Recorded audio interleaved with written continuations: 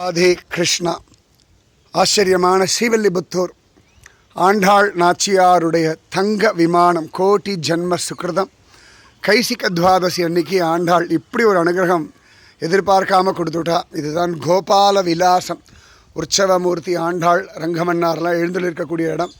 அழகாக இங்கே பார்த்தீங்கன்னா வராகமூர்த்தி மடியில் பூமி பிராட்டி உட்காந்துருக்கா.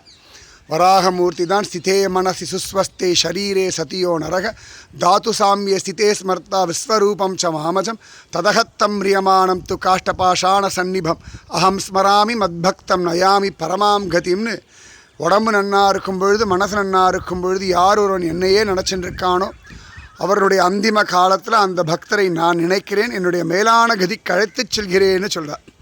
அந்த வார்த்தையை கேட்டு தான் ஆண்டாள் அவ்வளவு அழகா ஜோரா திருவாடி பூரத்து சகத்துதித்தாள் வாழியேன்னு அவதாரம் பண்ணி நமக்கெல்லாம் கிருப பண்ணா.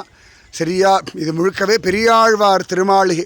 பெரியாழ்வார் வாழ்ந்து நடந்து பேசி புலம்பி அழுது கிருஷ்ண தியானத்தில் தழைச்சு கண்ணன் விதவிதமான லீலைகள்லாம் பண்ண ஒரு இடம். இன்றைக்கி அது ஆண்டாளுடைய கோவிலாக எடுத்து அவ்வளவு அழகாக ஆண்டாளும் இந்த சந்நிதி கீழே தான் ஆண்டாள் அந்த நாழிக்கிணறு முதற்கொண்டு எல்லாம் இருக்குது.